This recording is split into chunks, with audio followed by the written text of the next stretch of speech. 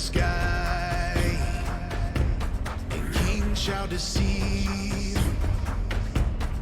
We have come into the night, thunder and raise in war a night. We have come into the night, thunder and raise in war a night. We'll fight for kings, for Ragnarok. Drink her up for Ragnarok, drink her up for Ragnarok, drink her up for Ragnarok. Welcome to Valhalla. Drink her up for Ragnarok, drink her up for Ragnarok, drink her up for Ragnarok. Welcome to Valhalla. I can feel it in my veins, the warrior inside of me. Drink her up for Ragnarok, drink her up for Ragnarok, drink her up for Ragnarok. Welcome to Valhalla.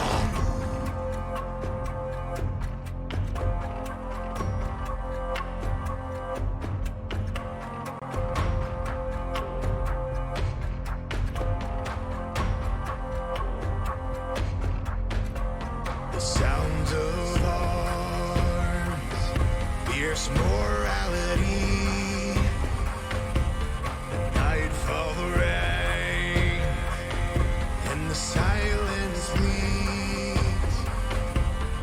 We have come into the night, thunder raising war a night. We have come into the night, thunder raising war a night. We'll fight for kings, for Ragnarok. Sail war. Drink her up for Ragnarok, drink her up for Ragnarok, drink her up for Ragnarok. Welcome to Valhalla. Drink her up for Ragnarok, drink her up for Ragnarok, drink her up for Ragnarok. Welcome to Valhalla. I can feel it in my veins, the warrior inside of me. Drink her up for Ragnarok, drink her up for Ragnarok, drink her up for Ragnarok. Welcome to Valhalla.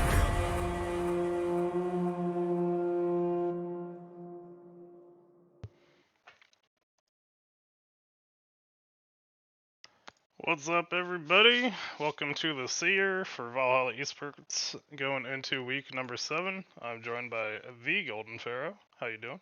Oh, what up? I'm doing good. And we're gonna be covering games from the past 2 weeks, since Thanksgiving week got me busy. We didn't end up having the Seer last week. Apologies, but we'll cover all the games that we have missed and to get everyone up to date.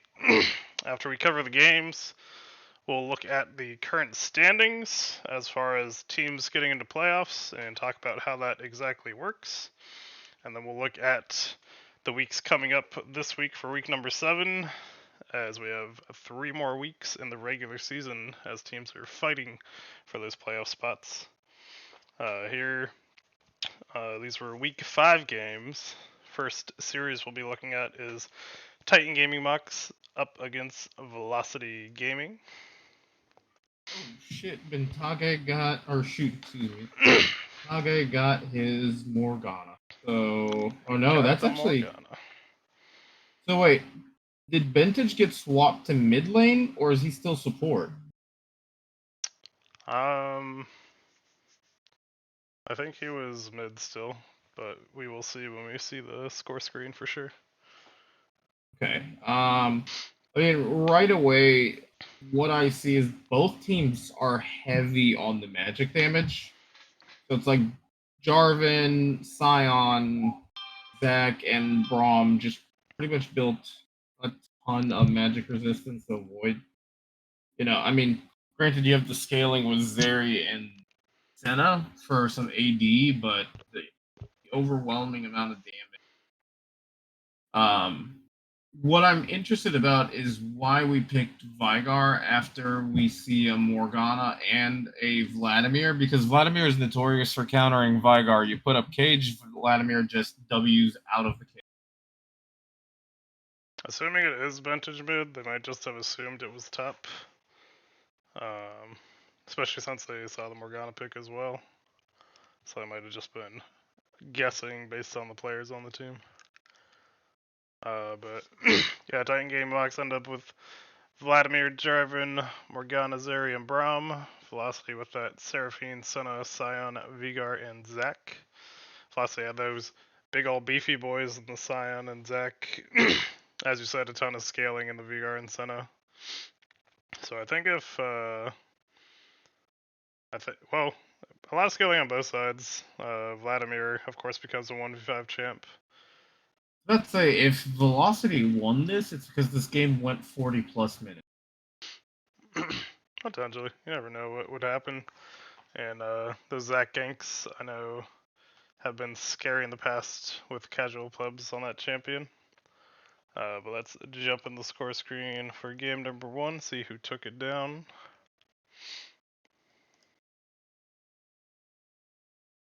And this, I see. Difficulties?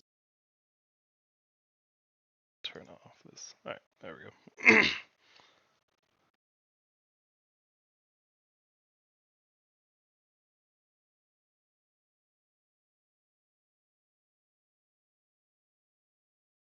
Oh, wow. Apologies for Okay. that. And it looks like it was indeed Titan Game Box taking game number 1, getting it in 33, and IBGen getting huge on that Zeri.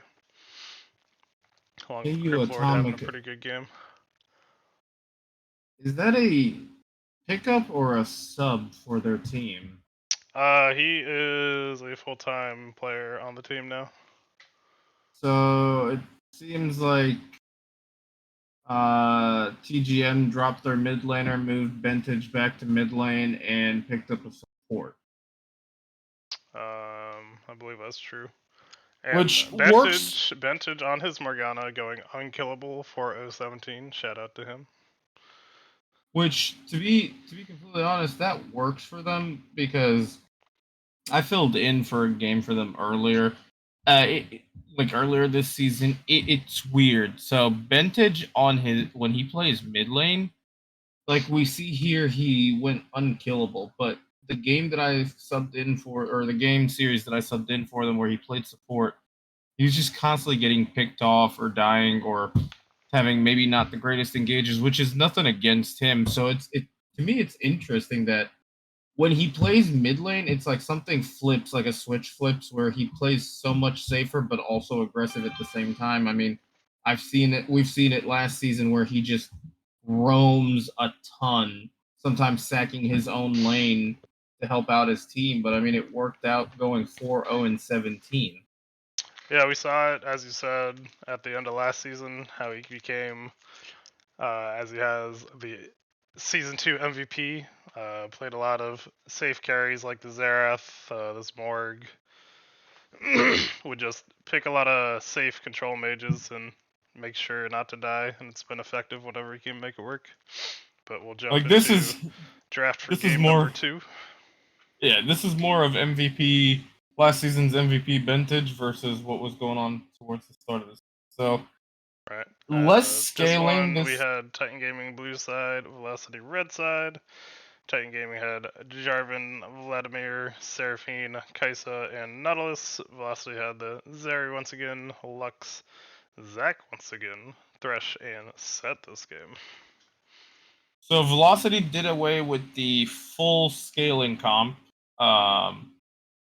which was their biggest issue last time, was that they not last time, but the previous game, is they had so much scaling on their team. Like I said, if that game had went 40, 50 plus minutes, they probably would have won that. But this time they have Set's technically an early game champion. Like he can bully early game in lane. Lux can bully early game in lane. So they've got some early game, like where Zac can gank get those lanes ahead to give the Zeri time to scale. On the opposite side, we're still keeping the Vladimir at work. The Jarvan worked, where he took away the Seraphine for TGM and Kaisa. So Seraphine, Kaisa, and Vlad do need to kind of scale. You have some early engage from Nautilus and Jarvan. Yeah, another safe mid champ vintage was liking in the Seraphine.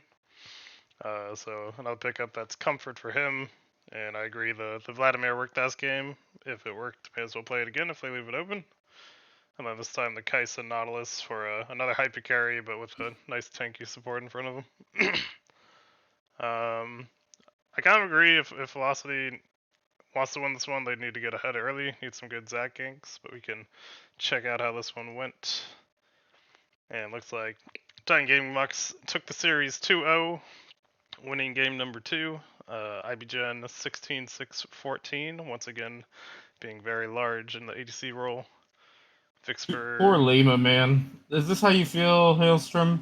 9-4-1. Rest of the map's on fire.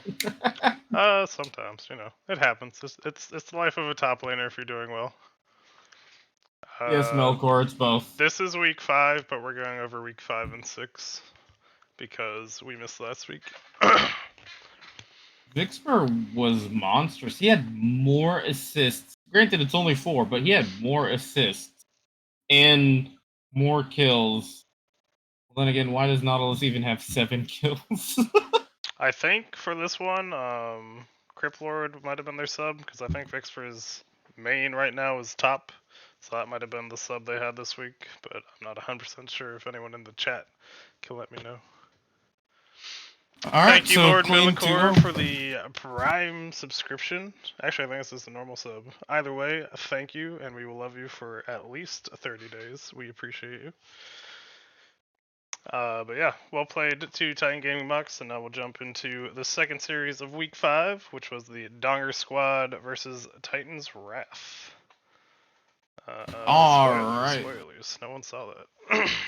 Yeah, I didn't even look, but so let's see, what do we got going on here? So Donger mates, the Donger mates. Donger mates. We got Titan's Wrath with the Misfortune, Nautilus, Bot, Akali, Sejuani, Renekton, solo laners. Donger's got that Orianna, Vi, Rakan, Seraphine, and Darius. Yeah, it's basically a double episode. Instead of doing 2 episodes, we're going over week 5 and then we're going over week 6 right after. So we're just going to be looking at a lot of drafts and post games. So to strap in for all the exciting talking about how the games went as we predict the ones that weren't streamed. So the one thing that Titan's Wrath, they went with double melee in their solo lanes to help out with that Sejuani, which is great. But what you want to do with that as well is you got range from Seraphine, range from Orianna, and even Rakan's autos are technically ranged. He does have to go in, but it's relying on the MF to be able to position far enough away to be useful, because this is a team that wants you to go in on them, and at the same time, they want to go in on you. Right, and it looks like Titan's Wrath first picked the MF. It's been a go-to pick for Covered Panda in the ADC role, and I believe they're doing that Rakan Seraphine bot lane, so it'll be interesting to see how that lane went. You're correct, Lord Melicor. Kraken Slayers are on the top of our region currently. After we look at all the games, we're going to look at the current standings and talk about how the last 3 weeks will matter for a lot of teams, because there are a lot of regions that are still very close. But I do like the side of Titan's Wrath. With the Akali, you kind of need to get big so you can just assassinate all the carries, which might be tough into the Orianna because she's a very safe laner. And then the Renekton Darius matchup is very volatile, where if either gets ahead, they're just gonna continuously kill the other person because both of those champions want to fight. So well, that and with Akali flying in the air, granted you have to be good with your timing on Orianna, but you can interrupt the execute damage with Orianna's ult before it even hits you. Right. But we'll jump in the score screen and see who took it down, because I definitely didn't show it already. And it looks like game number 1 went to the Donger Squad, where My Desire 8-3-2 got pretty big on the Darius, went the classic top lane Hullbreaker build, just ready to kill those side lanes. We were never at the bottom, we just let someone else hold the spot. Yeah, don't call it a comeback, we've been here for years. Looks like this one was a pretty bloody game both ways though. A lot of kills and deaths on both sides. 16 to 24 kills, but looks like Donger Squad were able to get the Baron and potentially were able to close out the game just based on that. But it looks like I was this going to say, one. Go ahead. it doesn't look like there was any like necessarily glaring weaknesses. Nobody did, nobody went like 0-10, right? Right. On the side of Titan's Wrath, it was just, it seemed like an overall just very cleanly executed game by Donger Squad. Yeah, I know Beard will be happy Panda went the damage build for Seraphine. And I know if you're pretty much even / have a couple of meatballs on your team, the amount of healing Seraphine gives you in the fights is just ridiculous. So that might have just been a big help. You basically had a double support on the side of Donger Squad. But well played to them taking game number 1. We'll jump into draft number 2. Okay. They cut off this screenshot a little bit on me, but Donger Squad had Ziggs, Ashe, Ori, Rammus, and Camille. Titan's Wrath ended up with the Senna, Vi, Tom Kench, Nico, and Chiogath. So, well played, in my opinion, on Titan's Wrath for pivoting. They see the Rammus pick, they go more towards the magic damage side of things instead of, or not even just magic damage, but non-auto attack reliant champions to deal with that Rammus. Because Rammus is already going to be a pain in the butt for Senna and Vi. Senna Tom Kench, we all know, is very strong. I don't know how it does into Ashe. It was Ashe Ziggs. Orianna? Ashe No, Ziggs? I think it was Ziggs, AP carry, and Ashe support. Okay. Based on how they drafted. Okay. I mean, Tom. So the Senna Tom lane is just so strong because Tom can afford to save the Senna. Senna can afford to save the Tom with her heals. So, I mean, Cho'Gath is a spicy one. Considering, So Titan's Wrath is red side. I don't know why you would pick Cho'Gath into Camille though. Camille's just got a better Cho'Gath ult that's on a 8-second cooldown. Yeah, I mean with the Cho you can stack some health. It doesn't really help with Camille because it's a max HP / you can go Divine Sunderer. But if you do get ahead early, you can bully her. But you have to basically win the early game and keep her from getting big. So it's not a terrible matchup, but you need to get the pressure in while you have a chance before she can double Q you every 3 seconds. And looking at the bans, it seems like the bans were heavily targeted towards both top laners. Yeah. And then I do agree that Tom Kent's Sun is usually pretty strong, but with a Ashe support, always able to slow you, and then a Rammus able to powerball in, might be able to negate some of that safety. But we will see. I don't know if Cho KB. I don't know if Cho necessarily counters the Camille. Hey man, as long as you feel like it counters it and you win the game, that's all that matters. Let's see who took down game number 2. As this one went the way of Donger Squad once again, taking the 2-0 victory in the series.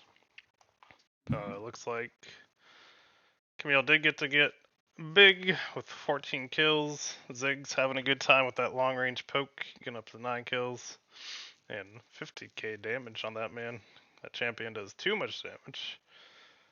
Orianna into Nico. I'm curious to see like what happened in that mid lane match. Yeah, looks like it wasn't terrible, but again, Ori's just so safe. It's kind of hard to punish her. She's also really strong right now after the consistent stream of buffs to her directly, indirect buffs through items, and then nerfs to other mid laners. Right. But well played to Docker Squad taking the series. We'll jump into Series 3, which was Night Raid Owls against the Kraken Slayers. These games were streamed as VOD games. So we don't really need to talk about if them. you're interested in seeing them, check out them on the VODs here or on YouTube. What is this stream? This is where we're talking about games that happened in previous weeks. So right now we're talking about week 5 and week 6, and we'll talk about the upcoming games this week that'll get played tomorrow. So just kind of a recap. We talk about what happened if we saw it, what we think happened as far as the score screens, and just you kind of see what people are playing. Gets a little bit of insight on the games you couldn't see. All right, so we can quickly run through this. Silas diff. Size Diff. The Swain was left up in this game. We're so used to it being banned. What? Well, we have a span of elos that go from I think bronze to masters, and we have a salary system to try and even out the teams. So teams will have a range from like say bronze to diamondish in most cases, and it just kind of depends on where each player lands per each team. Larry, if you're in the server or you're not in the server and you're interested, I'm sure somebody can send you the info or you can check out. I believe we have a link down below the banner if you're interested in playing in it or watching it or just getting in it any.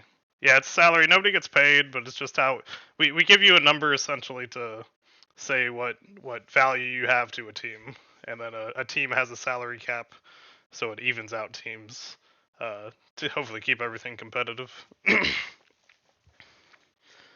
But in this one, NRO had to get an emergency sub. That's why they lost their first 3 bans. They ended up picking up the Swain since we didn't realize. Yeah, kind of like MMR, but we try and do it as a salary team just within the Discord. But since we saw they got Swain, we grabbed the Silence as we said. I grabbed my Garen for the top lane, and we had you on your Udyr was just a comfort pick, but we'll jump into the score screen and see how this one went. So which team is the top team? Currently, there's a team named Ultralords, and they are the only undefeated team in the season so far. All right. But here for game number 1, we see Kraken Slayers took game number 1. Critic getting very large, getting to steal a lot of good ults, as well as Console C and a Hailstorm. Getting large and being able to run down people. And again, if you are interested to see any of these games, check them out on our YouTube or on the VODs that I believe are right up on this channel. Jump quickly into draft number 2, go through this one quick. I mean, game 2, the biggest thing is they just had such a beefy front line and good engage with a good wombo. Like the Maokai would start the ult, Orianna would put her ball on Wukong, who would go in and ult us, and then she would ult, and it just didn't work out, unfortunately. Right. Essentially, how it works is we get captains for teams, and then we have a draft system where it's a snake draft, and they can pick players who sign up to play in the season, and they can pick whoever they want, and then just have to remain within their salary cap. So they end up mixing up a range of bronze to masters essentially. But the captains get to pick who they want to have on their teams. So it's not entirely random. But yeah, we'll jump into the score screen of this one. This one was a victory for Night Raid Owls. They did a good job getting a lead, a good counter pick with the Tom Kench and Chile Tryndamere. I was almost able to end the game on the Tryndamere with a split push, but could not quite get to the Nexus, and then they closed it out well and took victory in game number 2, pushing us to game 3, so we'll pop up that draft. NRO grabbed Mayo, Varus, Ivern, Fiora, Yone. Kraken Slayers got the Rel, Swain, Garen, Belveth, and Malphite. Some big picks in this one was using the Malphite to counterpick the Yone, just very good into an 80 mid. The Garen ended up doing pretty well into the Fiora, but much more of a skill matchup, and a lot of the riposts were on point. And Console C got to play his Swain, which is his favorite champion. So we'll jump to the score screen and see that the victory went over to the Kraken Slayers.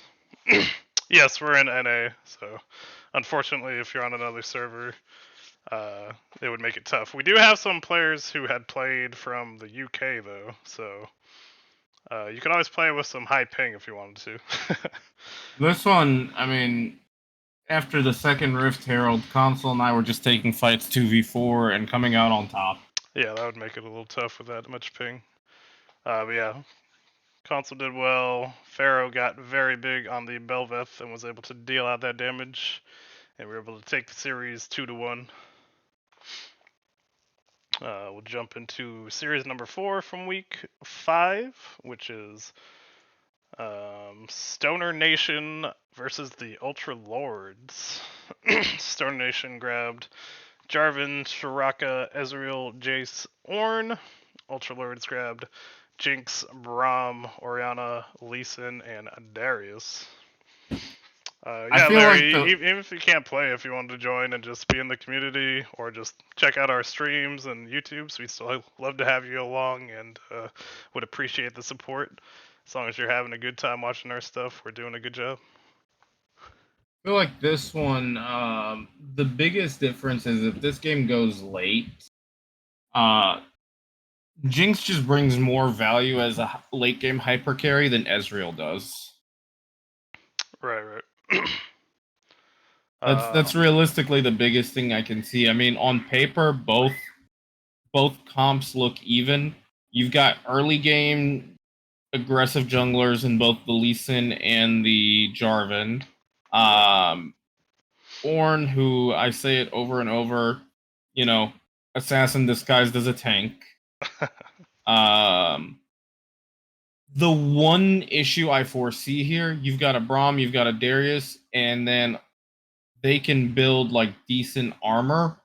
Where Stoner's Nation, all their damage is AD. The other thing is, seeing how their top laner is their best player, unless this was a sub, I don't know why we put him on Ornn. Instead of a more carry-oriented champion. It is an interesting pick if it was Flame. I don't remember if it was a sub, but we'll see in the score screen. I do like Ornn a lot. I feel like he's a safe blind pick, which might have been the idea, but against the Darius, you have to be very careful not to fall behind, otherwise that lane becomes very hard. Ori, again, as we said in other drafts, is just very safe and very strong. Welcome to Discord. Happy to have you. And even if you can't play, still will be fun to have you around. You can banter with people and know when streams are happening. Generally, we stream games on Sundays at 9 EST, so it'd be a little earlier than this, but tomorrow. But yeah, got that hyper carry in the Jinx. Not really a lot of pressure on him with the Raka. It's 4:45 a.m. Yeah, it's a little early, but if you feel like watching the league super early, don't get a lot of pressure from that Raka Ezreal onto the Jinx, so seems like it should be able to scale pretty well unless Jarvan does a lot of work down there, but let's see how game number 1 panned out. So Ultra Lord takes game number 1. Darius going 9-1-3 is a big thing. Looks like they did have a sub. They had Perfy top and then Flame was in the mid lane. Okay, that makes a little bit more sense. I mean, honestly, it looks like Darius just ran with this one. Yeah, I'd imagine it's one of those ones where if Darius gets on the Ornn early, he can kill him pretty easily. And if you get ahead, you can kind of turn that into a snowball. It looks like that was partially what happened along with Kazuto having a big game on the Orianna. Yeah, like Darius even didn't go stride breaker normally. He was like, yeah, I'm putting on the carry pants and going for the Triforce. Right. But well played to them for game 1. Jump into draft for game number 2. Ultra Lords grab the Jinx, get Victor, Braum, Darius once again, and Poppy, Who is that? KB. Star Nations grab Jarvan, Oriana for themselves, Rakan, Jin, and Pantheon. And then the Darius was left up again. Yeah, but this time they get to counter pick into it. Looks like that was the Pantheon pick, which I think is still more of a skill matchup. Pantheon can try to block the damage like through the ults with the shield, but if you're waiting to use the shield until then, you can still get pretty low just from the bleed stacks / the auto WQs. Yeah. If Jinx gets big, that would be very helpful for the Ultra Lords, and they have a Braum shield to help protect her. Victor is a solid carry and one that Kazuto likes a lot in the mid lane. Papier is very good at negating a lot of their engage because it can block a jump from Jarvan, Rakan, and Pantheon with the W. For Stone Nation, they need Jhin to get pretty big, and then need a good Ahri game, I think, if they want to win this one. But we'll see how game number 2 went. And it was indeed the victory 2-0 for Ultra Lords, remaining undefeated in week 5. Mami Senpai getting 6 kills, Delta Centurion not getting as big, but still 5-4. Looks like this one was a lot more of a bloody game. A little closer. Looks like a Baron was taken and helped Ultra Lords shut the game out and take the series. It's actually a 2-kill difference. 13 kills to 15 kills is what the game ended as. Yeah, for sure. Definitely much closer, but still went the way of Ultra Lords. So, well played to them. Before we jump in the next series, as you're watching, if you're enjoying it and you have them available, if you got any Prime subs, we'd love to have them, and we'll love you for 30 days at least. If you have any normal subs as well, we take those, but we appreciate y'all being here. Series number 5 is HYG versus the Bomba Bros. Game 1, Bomba Bros grabbed Xayah, Sedge, Zillion, Xerath, and Pantheon. HYG grabbed Jinx, Braum, Ivern, Ori, and Cassante. I do like the Ivern pick. It can be very spicy. Team plays around it in terms of you're there, you're ganking. Daisy's fantastic. Little bit heavy on the scaling though, because you need Oriana to scale, you need Jinx to scale. So while I do like the Ivern pick, I don't like it for their comp because Cassante also needs to scale. And if you're gonna have scaling laners like that, you need an early aggressive jungler that's gonna be all up either in the enemy jungler's face or in the enemy laner's faces. Whereas yes, Xayah needs to scale, Xerath needs to scale, Zillion needs to scale, but you got Pantheon and Sejuani that can both have some early game effect and mid game effect. Right. Yeah, I agree. They have a lot of scaling. Like Cassante and Ori can do well in the early games. I think Xerath is a good pick into Ori. Then Pantheon wants to get a lead early against Cassante because if he gets too tanky, you won't do much. But can also just ult to gank the rest of the map. And then Xayah Zillion seems like a very annoying bot lane to deal with, just because you have a lot of safety there. And Xayah ult, so you dodge damage, and Zillion ult, so you get revived. Seems like a very annoying bot lane. But see how game number 1 panned out. Looking like the Bomba Bros took game number 1. Bomba Derek having a very good game on Xerath. Pantheon and Xayah also dealing out the damage.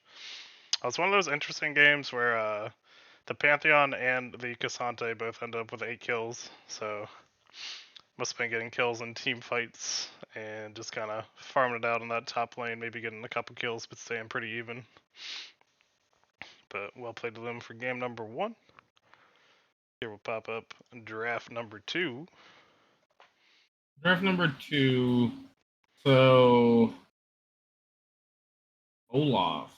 Okay. We have end up with this. I'm struggling to figure out which one of these two is top lane, Olaf or Trundle. I think it was an Olaf top, but we had Seraphine, Nico, Cassante, Mayo, Lux for HYG, Zaya, Tarek, Olaf, Syndra, and Trundle for a Bumba. What's interesting to me is HYG didn't win the Jinx. ADC. I was about to say Jinx was left up, but they didn't take it. HYG would just wanted to put on their Junie pants and play a Lux AP carry, you know. But Pretty much all the good ADCs were left up. The only ADC that got banned was Misfortune. alright, they'd have a ton of CC on their end. But the Zaya has a lot of safety. You have the Tarek ult to keep everyone immortal, and then Olaf can ult and ignore all of that CC. So I feel like this is Bomba Bros favored, but we'll have to see how it Almost pans out. definitely. See who took the series as Yep, Bomba Bros. Bomba Bros did indeed take it with a big old Syndra in the mid lane. Olaf getting a couple kills, but looks like mainly a Syndra carry. Where I think Dirk in total for both games went 17, 2, and 9. yeah, The first game on Xerath, he was 7, 1, and 7, I believe. he was just trying to run up that KDA, you know. He knows we're getting close to the end of the season. Wants to get himself up on the KDA and kills chart. He's coming for that crown. But well played to Bomba Bros, taking the victory. And now the final series for week number 5, which was the live streamed games, was Los Nomadas versus the Goat Kings. Oh Here we got boy, Los Briar. Nomadas on the blue side. They had the Lux, Blitzcrank, Shyvana, Pantheon, and Jax. And just as I said last game, they did the Junie thing since I have Junie with the Lux AP carry. Go Kings ended up with Misfortune, Briar, Lissandra, Diana, and Mordekaiser. This actually being a Lissandra support that Beard has been enjoying playing. I'm surprised that Anivia was left up and Reaper didn't go for it. Yeah, he's got a couple of different comforts. Might have just felt better with the Diana into the Pantheon. You can actually fight him a little bit more early, whereas Anivia, you'd just be looking to farm and avoid any conflict until you scale up some. I think that was a Diana pick, and the Pantheon was the response. Because red side gets counterpicked. You're right. So You're it was, right. You're right. You're right. So it's interesting that he took the one. They took Diana blindly, but also two. They thought that okay, we'll take the Pantheon into the Diana. Yeah, I mean Pantheon I do think is still stronger early, but again, like a lot of lanes, he needs to get ahead to be effective like him. And then the Jax countered by the Mordekaiser isn't awful for the Jax, but is one of those ones where as Mord, you're just looking to bully early to shut him down and keep him from getting to play the game. Jax actually can steamroll that matchup. It's not even about like having played both sides of the coin. Jax somehow beats Mordekaiser 1v1. He beats him after he gets enough items. In the early game, Mordekaiser wins it pretty well. The only annoying part is that the E stops you from proccing your passive with the EQ auto. But once you get it to go off, it's not bad. But if you stay safe, which you can pretty well as Jax with your jump, you end up winning it pretty hard later in the game. But we'll see who took game number 1. And it looks like it was Goat Kings. No, it was Los Nomadas took it. The screenshot coming from Goat Kings, but the defeat screen as we see. Looks like top lane was pretty even. Bulgaria did his classic, I'm picking Shyvana and I'm farming really hard to scale. Junie getting ridiculously fed on the Lux. 16-3 and 17. Oh yeah, these games are also streamed live, so we should actually go through these quicker. My bad. But if you're interested in seeing these ones, there was a lot of hecticness early, where I believe Lux ended up 5-0 at like minute 3 or 4, and Junie just ran it from there.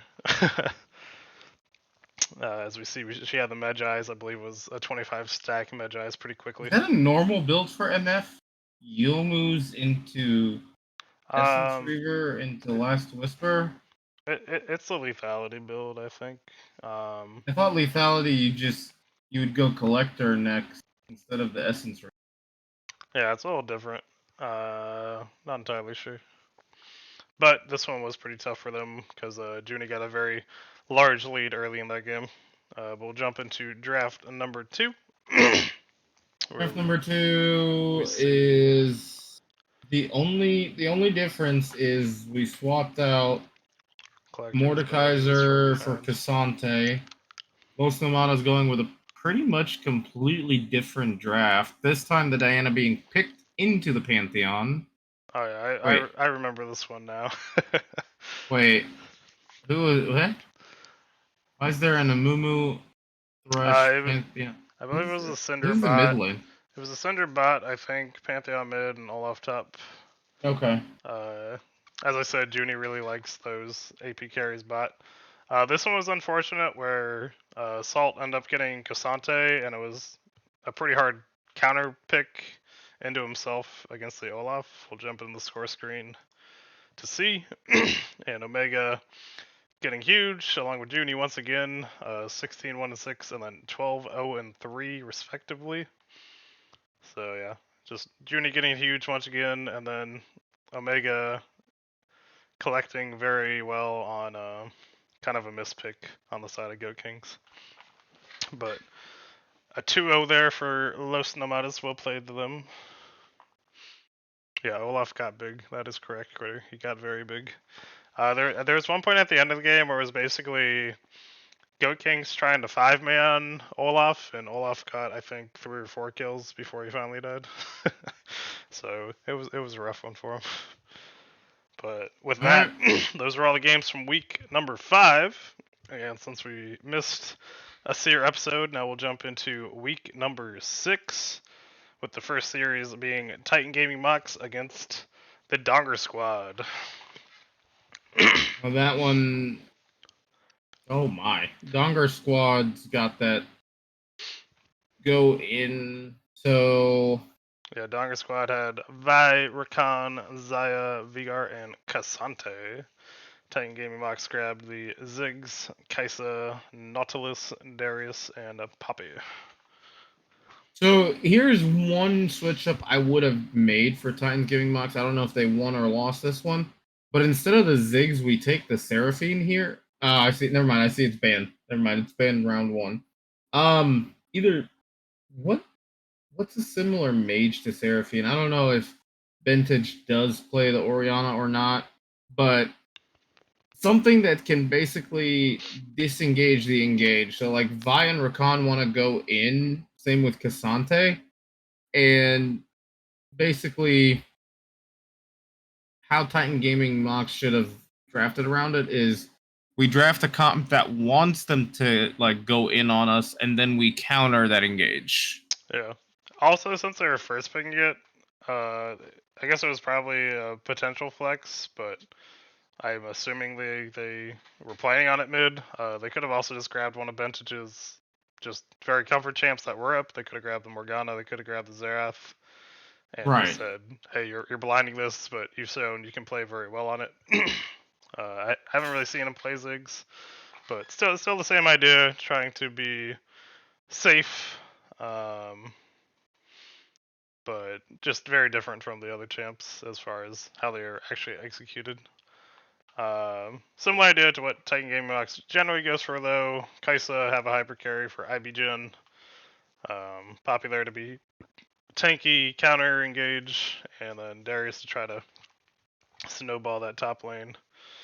Donger Squad, Cassante can do alright in Darius. You get a little bit of tankiness, and then as long as you don't die early, you can do well. infinite scaling Vigar, and then the Lovers bot lane and the point and click engage with the Vi. So I think I prefer the Donger Squad draft for this one. What about you? No, that's what I was saying. That's the first thing I said early Okay. on because Titan I Gaming just Mox doesn't. talked too long and I forgot. Oh, you're good. Titan Gaming Mox to me doesn't feel like they have a comp identity versus Donger Squad's. We want to go in. Right. But we'll jump into the score screen, see who took game number 1. And looks like it went to Donger Squad, as it was posted by Vixper, but it was a defeat. Looking like they had another sub this week. Mine's Actually Desire just popped off. needing JFK Senior in the top lane. So yeah, mine's Desire having a very good game. As I said, if you're the Cassante and you get that little bit of tankiness, you can just make it so Darius can't play the game. He doesn't do enough damage to kill you, and when you ult, you just kind of two-tap him. Vintage doing all right, but looks like Diz kind of got behind and got rolled once they had a big covert in Mind's Desire. But we'll see how they adjusted in draft number 2. With Titan Gaming blue side grabbing Ziggs once again, Jarvan Rumble this time, Ezreal and Alistar. Donger Squad Oh, going John, back. it's your favorite top laner. Aha. I don't think Malawi. Malawi's my least favorite, but definitely one of those champs who's just like annoying to deal with. But Yeah. Donger Squad having Vi, Zaya, Rakan once again, grabbing the Alawi, and then ending up with the Vigar once again. So only actually really changing out their top laner for this draft. And then Ezreal. I mean, a lot of teams play Ezreal. I mean, we see it in pro play as well. And don't get me wrong, Ezreal is not necessarily a bad champion, but you've got so many hyper carry ADCs that could match the Zaya that are left up that IBGen just did not play for some reason. Yeah, it might have just been, I don't know, this week feeling unsafe, or I don't know what was up, but into Lovers, bot lane, Rakan gets all those increases on his abilities. And so does Zaya. Zaya for themselves. Yeah, like Zaya's W can proc off of Rakan. Yeah. But I am kind of interested after how game 1 went. I don't know how the early game went, if they just liked going the Ziggs first again. But going back to it, we'll have to see how it worked out.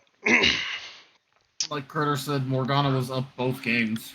He was up both games. He had a lot of the classic comforts for Vantage up, but see how game 2 went. And it was once again a victory for Donger Squad, taking the series 2-0, Alawi getting very large. Bench is actually doing a ton of damage, so had a very good Ziggs game. Credit to him, along with IBGen on the Ezreal, but wasn't enough to close out the game. I wonder if this one ended where like mine's had a hull breaker. It might have been one of those games where he just split pushed the victory, because it seems like in team fights the Ziggs and Ezreal would have been an issue, but not 100% sure. Would have to see how the game actually played out, but well played the Donger Squad to close it out. Now for the second series of week number 6. This was the week of Thanksgiving, and both squads for Night Raid Owls and Velocity Game we're going to be missing like 3 players, and the captains didn't feel the need to just find subs so their teams could play, and they both decided to take a draw, which in essence is taking a loss because you only get points for games won. So basically, Night Raid Owl and Velocity Gaming both take L's for this week, since they just didn't want to have a team on the field. But moving on to series number 3, it was Kraken Slayers against Titan's Wrath. These games were also streamed, so we'll go through them quicker. But game 1, Kraken Slayer grabbed Maokai, Jhin, Seraphine, Echo, and Belveth. Titan's Wrath had Caitlyn, Yeah, Milio, Jarvan, Renekton, and Orianna. And basically for this one, Crit has been liking more of the assassin / go-in mids, so Echo's been feeling good to him. Belveth worked out for us on Pharaoh last week, so we toss him back on it, and if I have a chance to play Mayo, where everyone else on my team will do damage, I'll always take it. Titan's Wrath had a lot of comfort. They had KB on the Renekton, which is one of his go-to champs. They went with the Orianna in the mid, and then the Jarvan for Boomstick. And then obviously what worked in our favor is the Maokai that can be triple flex. Yes, first pick the Maokai is nice, just with the flex. They were mentioning in the cast, Malco was begging everyone to ban it just in all the series because he's just so good to flex around. But we see Kraken Slayers took game number 1. Critter getting a lot of kills with the 10, 3, and 2. Console unkillable 4, 0, and 14. And at the end of this one, I was getting 2v1'd on the tree by the Crocodile and Jarvan, and got 1 kill, but then the Nexus was killed before the 2v1 could be finished off. But we took down game number 1. We'll jump into draft number 2. Titan's Wrath. Blue side this time, they grab the Mayo, get the Ashe, Lee Sin, Yone, and a Malphite. Kraken Slayers had Morgana, Caitlyn, Gwen, Vi, and Vex. I remember this one. Shout outs to our captain for insider trading information and giving up our secret pick because he refused to pick Malphite on R4 and then it got taken away. Yeah, it was a bit of an oof pick, but still a game that was definitely doable as far as the draft. Lee Sin decided to pitch a little bit of a tent in the mid lane. He got I would say himself, he built a condo. He got himself in the mid lane. and Yone very large. And they were able to kind of use that to carry themselves to victory in game number 2. There we can see a Boomstick 15, 7, and 18. Jinao 12, 10, and 9. But well played to them, forcing game number 3. Jumping into that draft.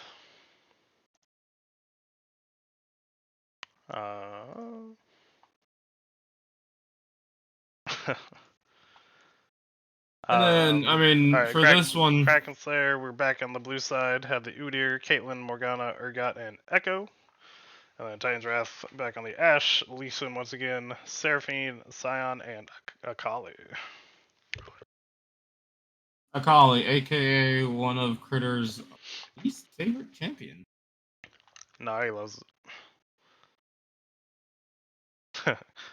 Critter's saying I couldn't R4 Malphite because then he doesn't pick Yone, which is probably true. But we got you back on comfort with the Udyr. Had a nice strong bot lane with a lot of poke. Caitlyn Morg, Urgot, which I guess Malco hadn't seen me on, but it's one of my go-tos. And then Echo, once again a pick Critter's been liking. And Critter, I was giving you shit for the insider trading more so than the R4, because the first sentiment that came out in our team's chat was, oh, I know why he picked Malphite, because I told KB one of my favorite go-to picks against Dion and AD champions is Malphite mid. Well, now you're telling everybody, so who's really giving away all their info? That is true. But they had a lot of CC in their bot lane from Titan's Wrath with the Ashe, Seraphine, Lee Sin once again since he popped off in the last game, Beefy Boy and the Scion, and Big Assassin and the Akali. We'll see who took. I forget what happened this game. How did we get ahead early? Because I think. Well, we got ahead because Console and Killer were doing very well in that bot lane, got themselves a lead. I believe I got 6 solo kills on KB this game. I didn't count them all, but there were a fair amount. And then you and Critter were able to link up and get him ahead. And he was able to have a good game against Jinao and that Akali. But we took the W on the series. We've swapped our classic lose game 1 and 3 but win game 2 to win game 1 and 3 and lose game 2. So we Gotta flipped keep the it script. interesting. We're keeping up our 3-game series, but we're at least getting the W's on them now, so we'll take it. But here for series number 4, it is Stoner Nation against HYG, where HYG game 1 has Gragas, Ezreal, Nautilus, Zoe, and Viego. Stoner Nation took Thresh, Jarvan, Rumble, Severe, and Corki. So I really like. Basically, you can make a giant X carpet bomb with, or like burn bomb, basically with Rumble and Corki package an ultimate, and that would deal a crap ton of damage, slow that entire team down. I mean, that's just Stoner Nation actually Stoner's has. Nation. They have the double hot pot with the Jarvan ult, the Rumble ult, and the Corki package. Yeah, I mean, on paper, Stoner's Nation's team looks like the better team. I'm also seeing a trend here against HYG. Everybody's just banning junglers. They're not even worried about the rest of the team. You got the Maokai, which we know that TJ plays, the Belveth, which we know that TJ plays. Or sorry, the only thing is they're not giving Marbra his Silas. Well, But like then the Mayo band's just like a good band from red side, and then Silas is from mid. But yeah.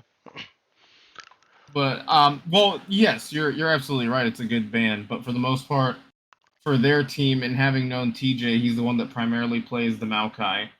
And then the Nocturne and Graves ban, whereas they actually banned GP. Japizzle. It's probably because it was because they R3'd Rumble, so in case Gragas ended up in the jungle, they wanted to make sure he didn't get counterpicked. I think GP does pretty good into Rumble because he can stay at range and poke you with Q. But let's see who took down game number 1. And looks like HYG boys took it. TJ getting big on that Viego, Mabra, and Beeson also getting quite large. Flame having a big game on the Rumble, but wasn't enough as the rest of the map was on fire for him. But well played to HYG for game number 1, jumping in draft for game number 2. HYG Marbra. grabbing that Silas first pick, saying, "It's up, I want it." Ezreal Rel grabbed along with Orin and Wukong. Stone Nation grabbed the Nautilus, Jarvan, Vayne, Morgana, and Gwen. So actually, with the first pick, Silas still gave me a couple good ults. Like the Nautilus, Morg, Gwen ults would all be pretty good on the Silas for this one. And the Jarvan ult too, but the interesting part to me is that they felt like Zoe was the problem. Well, Zoe and Viego obviously, but of all the champions that they could have banned, they decided to ban away the Zoe. I guess Boosted did not want to deal with that. However, you do have a Morgana. Right. But the Gwen pick and the Orin for Flame seems like a very good one. We know he likes to be on the aggressive champs and a carry champ, and Gwen does very well into tanks once you get a couple items and some levels into your queue. So that's a scary point, along with Vayne just having that max HP shred. Always a threat in the late game. But let's see who took game number 2. And looking like this one went to the Stoner Nation.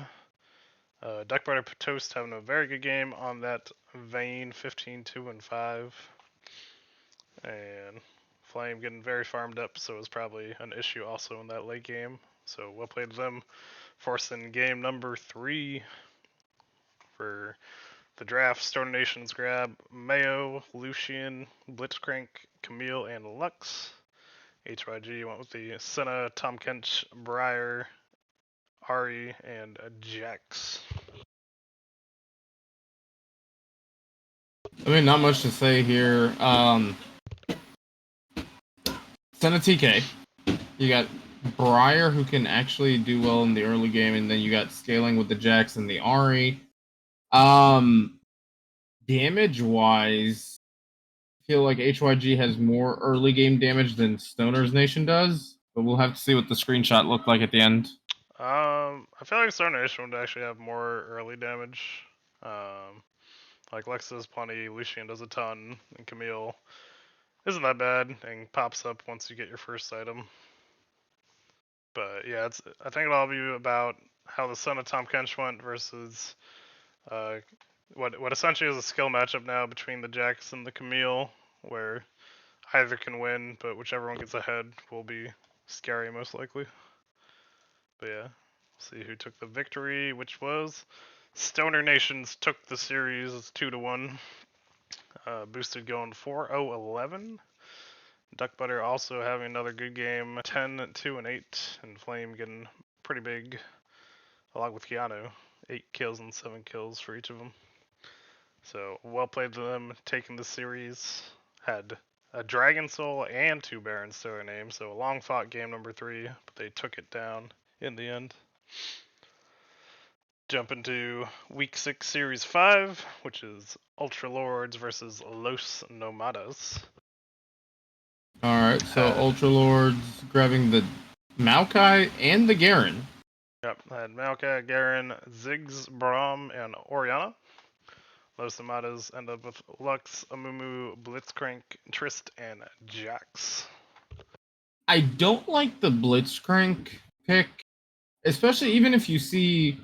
So what is it? 1 into 2 into 2 and then 1. Like for the first 3 rounds of picks, I already see like Maokai, Braum. I don't know, like the Blitzcrank just does not sit right with me because you're potentially pulling in 2 beefcakes that want to be in your face, right? And then they couldn't have obviously predicted the Garen pick, but just off of those first 2 picks alone, I think the Blitz pick isn't the ideal support pick here. Yeah, especially since you have the Lux, and it's most likely going on Junie because they like to put on the AP carries. Seems like if you had a double poke lane, it could have been better. Also, the Garen pick, trying to counter it with the Jax is actually kind of counter picking yourself. Garen does very well into Jax. Because Garen can keep spinning while you're trying to stun him, which is where a majority of his damage comes from. Yeah, it's unfortunate there for Los Nomadas, but I'll have to see how the Trist and Lux end up doing. I guess it depends where they put Trist, if it's bot or mid, since it could go either for them. Yeah, Jax wins it late, but with Garen, if you get the lead early, you just never let him get to late game, essentially, is the problem for Jax. But Jax also from the get-go counters Garen because it does matter how well Garen does. Garen can shut down Jax for the entire game if you get ahead by like 2 or 3 kills. It's pretty rough run for Jax actually, but we'll see how it went.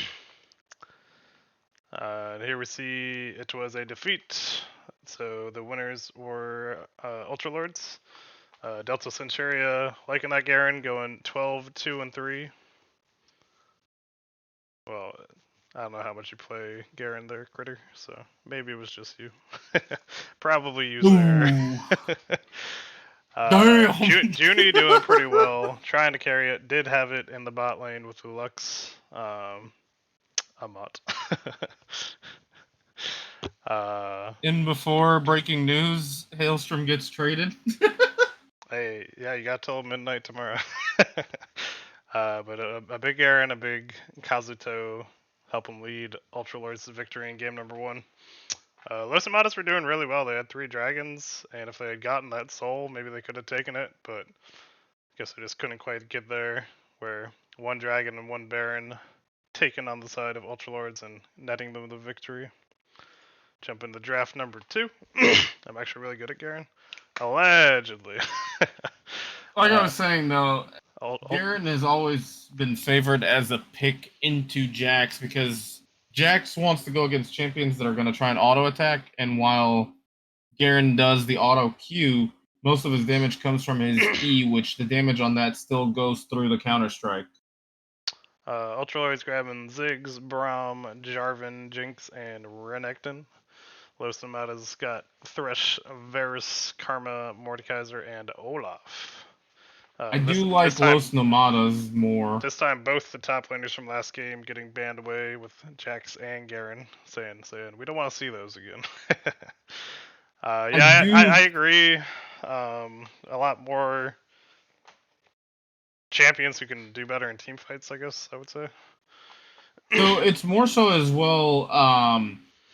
You've got the Varus ultimate is one of the strongest ults. I don't know how it interacts with Braum's like Unbreakable, right? Like if it hits Braum, can it still travel to people around the Braum? But it's still Yeah, that yeah, threat. it can. So then it nullifies the Unbreakable completely.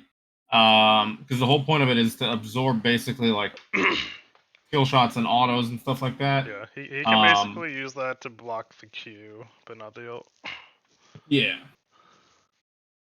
But yeah, Ultra Lords, going back to more poke with the Ziggs, Braum once again, and then a lot of fighting once again in that top lane, but just two champs who want to get ahead early in the Renekton and Olaf. Olaf, I just favor in the early trades though, because that champion's ridiculous with the reset on Q and true damage hits. Mordekaiser, I believe, went jungle this game, and it's kind of nice. It fits Bulgaria's playstyle where he can just farm up, and then if anyone's a problem in team fights, he can just try to ult them and either keep them out of it or try to kill them. And then Yeah, Mordekaiser is just so healthy in his jungle clear as well. the With his karma for AoE. Bopsy being left up, so he got to play this champ. So let's see who took down game number 2. And it was Los Nomadas indeed. Los Nomadas forcing Ultralords to a game 3. Looking like Junie getting very fed 9-0-3. Renekton actually doing very well in the top lane, 7-3-1 over the Olaf, but not as strong as a super fed Varus. So well played to Los Nomadas getting the soul this time and the Baron for themselves. So taking the victory and forcing Silver Scrapes for the game 3 draft. Ultralords grabbing the karma this time, so we'll take it away from Snarbopsy, grabbing Ezreal, Garen once again in the first round, and that's Sanjwani and Talia. Los Nomadas had Thresh and Varus, like that Varus for game 2, try it again for game 3, grab the Riven for the counter into Garen, and then Mordekaiser and Soraka. So I know Omega actually is like pretty much. We're not gonna call him a one trick because he plays every champion under the sun for the most part, but Riven is his most played. Yeah, he plays So a lot. I think that's why he felt comfortable taking that. But that's actually a Garen favored matchup, has been and will be for like the foreseeable future. That Garen just counters Riven because one simple fact: point and click silence, where Riven's heavily reliant on all of her abilities. Right. Unless you're doing the perfect trades as Riven, where you're like dash stunning auto Q knockup and walking away, where he can't trade back. The silence, Yeah, it's as you E said, auto WQ auto the silence is very big. But for the other lanes, looking like they did the Ezreal Karma bot, so just a lot of poke down there. They're hoping the Soraka can just heal them through it. Actually, that was a Soraka mid. My bad. I forgot it's Snarbopsy. What the hell? Soraka mid, looking to be that secondary support. So really, they need Varus and either Mord or Riven to get very big for Los Nomadas if they want to win this game, since they're going for that double support setup. But we'll see who took game number 3. And it did indeed go to the Ultra Lords. They maintain their undefeated. I believe they're now 6-0 with 3 weeks left of the normal No, they season. lost the first game. No, series. Undefeated in the series. Oh, was this the third game or the second game? This is the third game. I lost track, but But it looks like Delta Centuria taking advantage of that matchup, getting very large once again, and then basically everyone else unkilled. Only Delta Centuria dying despite getting most kills. But it looks like this one just kind of ended up being a rundown from Los Nomadas. Pretty unfortunate for them. And we got James Bond as support, I guess. 007 indeed. Now, finally, the last series of week number 6, which was Goat Kings against the Bomba Bros. Goat Kings had Pantheon, Ash, Karma, Yone, and Maokai. Bomba Bros grabbed Okay. Zaya, Sejuani, Tarek, Ari, and Cassante. On paper, I like Bomba Bros comp already a lot better. They've got 3 beefy tanks that can build armor to survive the primarily AD damage coming out of Goat Kings, but I know that Deity likes to play the full AP Maokai. I forget what it was. This week they It was actually swapped Deity to mid lane and okay. Reaper to jungle. Okay. And But what I was gonna Beard say didn't is, play. They're saying they had TTVEOD as their support. gotcha. So the one thing I remember Beard said is they'd be in team chat with Deity playing full AP Maokai, and you'd hear him just giggling because randomly because a sapling hit somebody for well over half their health. Right. Yeah, still could be playing the AP with Envy on it. It's pretty easy to go the AP build when you're in the jungle. You only really have to fight people when you want to, and you can place out those saplings a little tougher in lane where you're a little more apt to getting jumped on. But had a lot of comfort for them. I know Salt really likes the Pantheon. I believe Yone is a pick that Deity likes a fair amount. And does an okay amount of mixed damage despite them being fairly heavy AD, but we'll see who took game number 1. And it went to the Goat Kings. Salt popping off on that Pantheon, kind of showing where if you do get ahead on Panth above Cassante, you can bully him very hard, but you do need to get that lead. DD also having a very good game, 6-1 and 10 on that Yone. Looks like they just got that early lead, kept it, got the Dragon Soul, got a Baron, and won game number 1 for themselves. Here for draft of game number 2, Bomber Bros grab the Mord, Nico, Rel, Samira, and Nar. Goat Kings grabbing Set, Ash, Yone once again, Karma once again, and Trundle. So, 3 champ run back for Goat Kings. Say if it's not broke, don't fix it.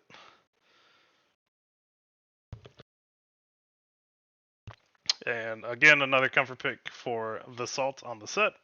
And then Trundle just a solid pick for the jungle and can ult the Gnar or Rel, whichever tanky member he wants to steal their stats and make him get melted by his team. Bomber Bros just looking for big team fights. Got the Rel ult, got the Nico ult, and Samira. If you get enough knockups, looking for that spin to win. So we'll have to see if they can get it and how the Mordekaiser are played into the set. And looks like Goat Tanks took the series 2-0. DD having another very good game on that Yone. Looking pretty even for Salt as far as kills and deaths, but looks like he was very far ahead as far as the. Oh no, that was a Mord jungle. My mistake. He was against a Gnar. So yeah, they were pretty even up in that top lane. But getting good objective control, both rifts, 3 drags, and 1 baron, and they nut themselves a 2-0 in the series. And that wraps up all the games for week 5 and 6. Again, apologies we missed them, but now we're going to jump over to the standings real quick before we look at the games coming up tomorrow. So we can see where everyone's at. In Vanaheim, got Donga Squad 1 in 4 and 2. Velocity Gaming 3 and 3 since they took that loss with the non-play. And Titan Gaming Box behind them as far as the tiebreakers lineup, but also 3 and 3. Jotunheim, all of us are tied up 2 and 4 with Night Raid taking the loss in the forfeit. Kraken Slayers are ahead of Titan's Wrath, I believe, by 1 game in a series, so it's very tight in Jotunheim. Anyone's game really in that region to get into playoffs. For Helheim, still also very close, just like Vanaheim. Go King sitting at the top, 4-2, with Los Nomadas and Bomba Bros both 3-3 right behind them. And the only team, as I said, still undefeated, Ultralords 6-0, and then Stoner Nation and HYG 2-4 and 1-5, trying to make up some games to try to get themselves into the playoffs. So in terms of playoff seedings, basically, if playoffs were to start tomorrow, this is what it would look like. Ultralords and Donger Squad, the top 2. Goat Kings is 3rd. Kraken Slayers is 4th. Los Nomadas is 5th. Velocity is 6th. Bomba 7th. And then TGM as. You're going to have a 2-7 team in the playoffs. The way it's working right now is instead of just 1 and 2 from each region going, it's number 1 from each region is 1 through 4. So you can see it's Ultralords, Dongers, Goat Kings, and Krakens. And then the next 4 are just the next 4 highest teams as far as series wins / points. Wait, who's 2 and 7? Nobody's 2 and 7. Well, yeah, I think he's saying if it was the normal way, if Stoner Nation lost 3 games, it'd be 2-7, or whichever one. Number Stoner 1 in our Nation. region will be 2-7. Nah, man, we're gonna keep winning. What are you talking about? We got this.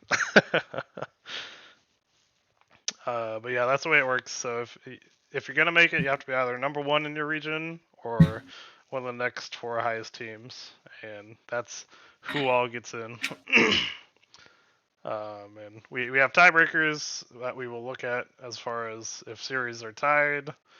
It's basically number of individual games won then, but we have it all on the spreadsheet where it's all tracked. But if you have any questions, you can reach out to admins. But this, if we win the playoffs right now, this is who would be making it. But as we see, we have 3 of the regions very close, so it's still very much anyone's game going to these last 3 weeks. And with that, we'll look at the games coming up, where we have Titan Gaming Box versus Kraken Slayers, Donger Squad versus Velocity Gaming, Night Raid Owls versus Titan's Wrath, Stoner Nation versus Goat Kings, Ultralords versus HYG, and Los Nomadas versus the Bomba Bros, which was voted to be the streamed game tomorrow. Honestly, looking at all these games, Los Nomados versus Bomba Bros, I want to say Bomba Bros takes that one. Oh yeah, Titan's Wrath versus Night Raid Owls is going to be very close. I'm gonna guess you didn't vote in the prediction polls then, and you'll see why later. Oh wait, why? You'll see. It's fine. Okay. I'm just making that guess right now.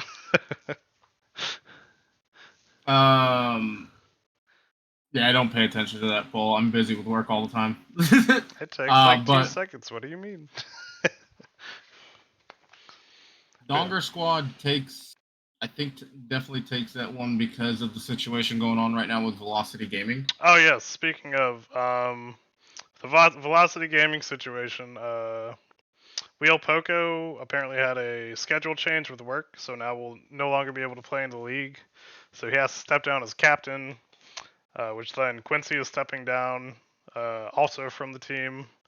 So Velocity Gaming is now getting 2 new members coming into this week, and I believe Boo I'm Satan will be acting as the team manager, since I don't think any of the other 3 people on the team said they wanted to be the captain for the remainder of the season.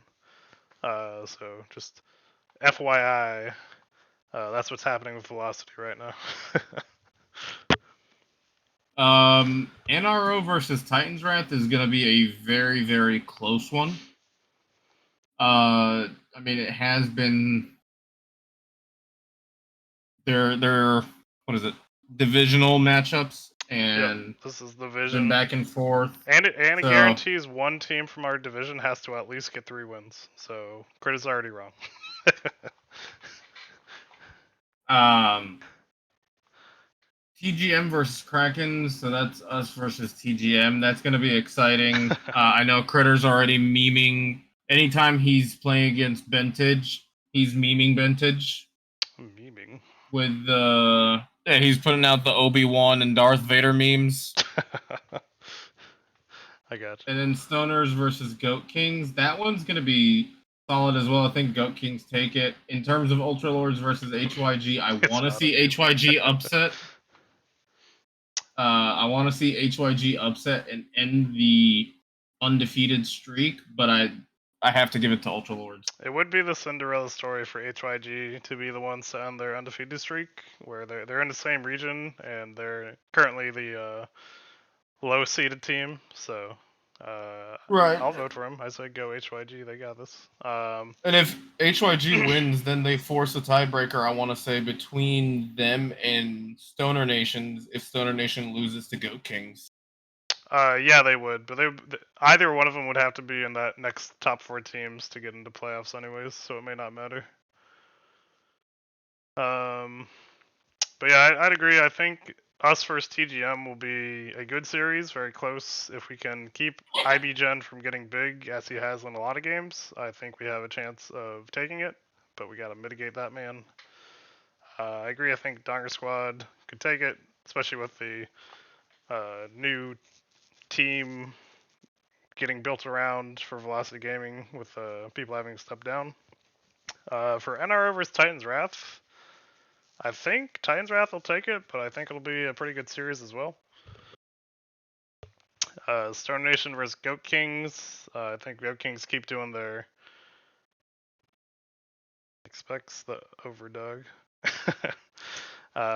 Star Nation versus Goat Kings. I think if Goat Kings keep doing what they're doing, go for comfort. I think we'll take that one.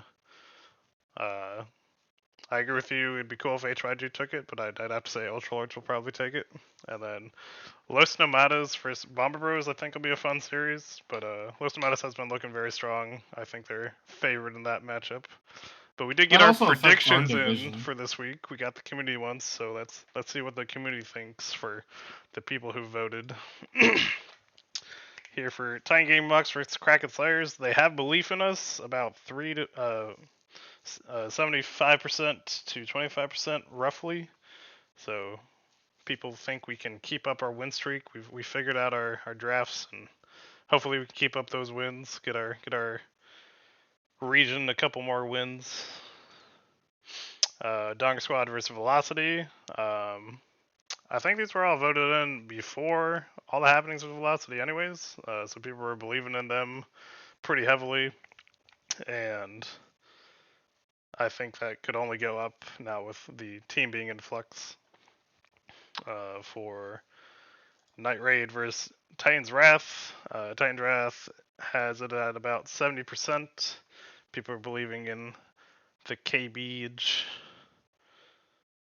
For Stone Nation versus the Goat Kings. This one, another basically 60%, but people think Goat Kings will take it over Stone Nation. For Ultra Lords against HYG, 85%.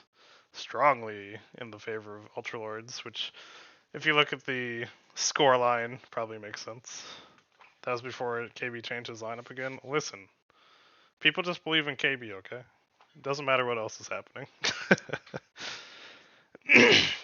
And then the one where you're giving the edge to Bomber Bros. What do you think the community vote was for this one, Farrah? I think it was for Los Nomadas. Yeah, but like what percentage? Well, oh god, the way you ask it makes it like a 99%. Well, vote or something. That's like pretty that. Close because it was 100%. Jesus. That's why I knew you didn't vote, because you're like, I'll give it to Bomber Bros. I'm like, oh, you didn't vote in this one.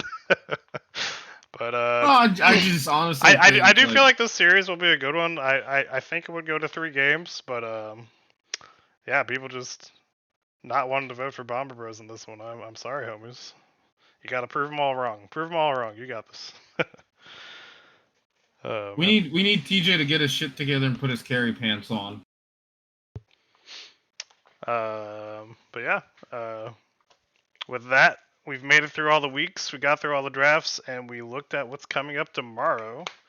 Thank you, everybody, for watching. We appreciate you. And again, if you have primes or subs you want to throw our way, we will greatly appreciate it and love you for at least 30 days. But with that, I've been Hailstorm. This is the Golden Pharaoh. We'll catch you next time. Bye.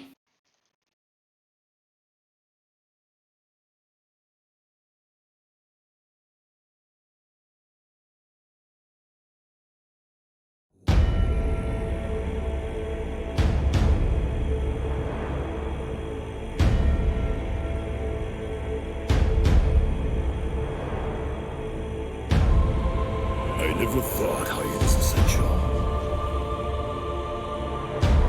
They're crude and unspeakably plain. Maybe they've a gleam of potential. If I lied to my vision and brain.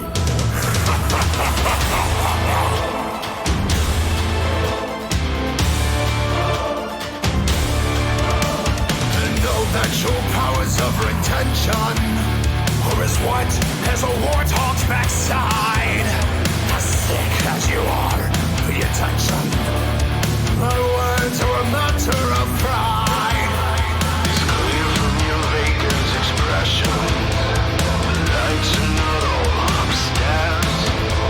But we're talking kings and successions. Even you can't be caught unawares. For the chance of a lifetime, be prepared for sensational news. A shining new era is tiptoeing nearer. And what do we feature? Just listen to teacher.